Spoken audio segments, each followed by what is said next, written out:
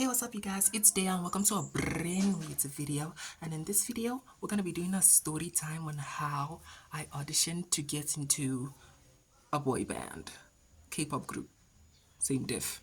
Let's get into it.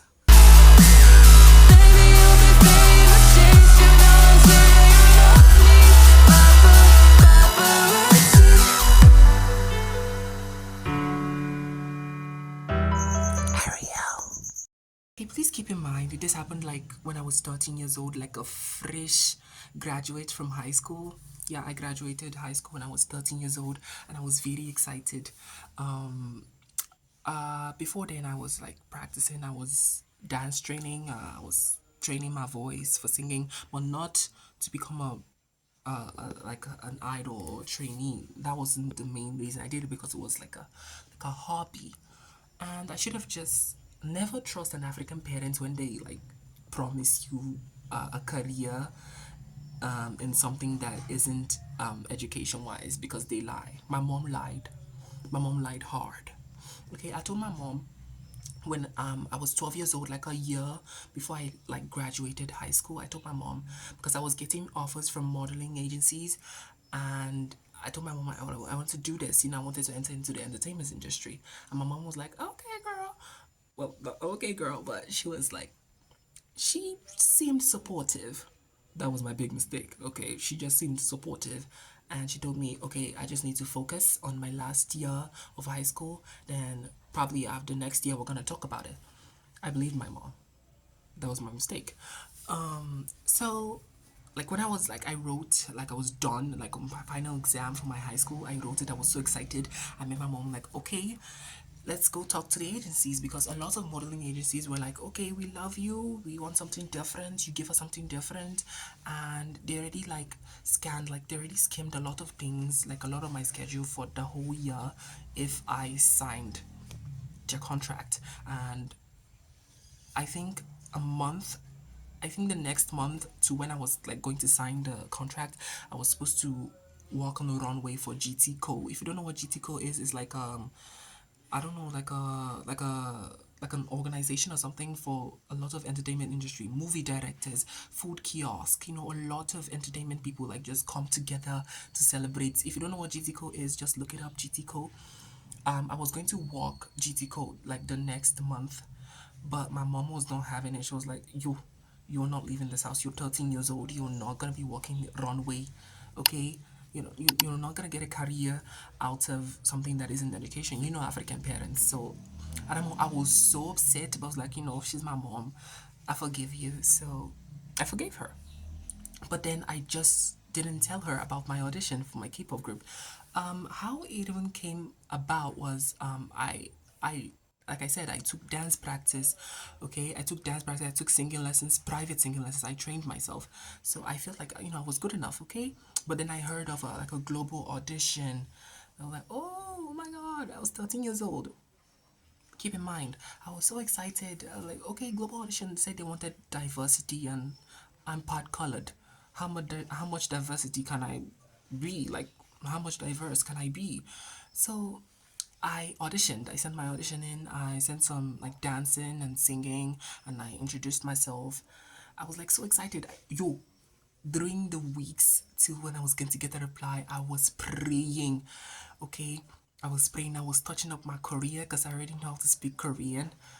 Well, not so much anymore, but when I was 13, I could speak Korean and Tagalog.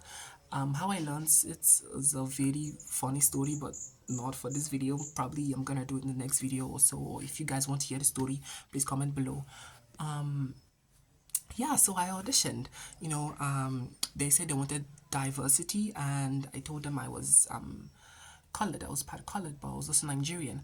Now the fault was I wasn't light skinned. When you think colored, you think Tyler, right? You think Trevor Noah. You see their skin color. Their skin color is like really light skinned. I think that was what like stopped me, or like stopped them from making a decision. When I auditioned, okay, it didn't like really take long. I think like 3 days later when I auditioned, they got back to me. I was very shocked. I was very shocked. I kid you not, I was so shocked. They got back to me, they told me, okay, we love your audition, we love the diversity. We will keep you in mind. That's just what they said. We will keep you in mind. I was so excited. Like, yo, I was going to go to Korea. I was gonna train. I was gonna become an idol. Probably not at 13 years old. Probably I would probably debut like a few years, but I was still excited anyway. I was so excited. Yeah, I waited. They never got back. They never got back to me. Like, they lied. They lied hard. I don't know why. I kind of looked it up. I was like, I didn't want to be the person that would like text them back and be like, oh, like, I'm still here. I'm still waiting. Yo, I'm still waiting. But yeah, I was so bummed. I didn't tell my mom because I just did it. I was hoping that if I did it and they accepted me, then yay, congrats. Then I would tell my mom then. But I never told my mom I was auditioning because I wasn't really sure if she was going to be thrilled that I was gonna audition for this.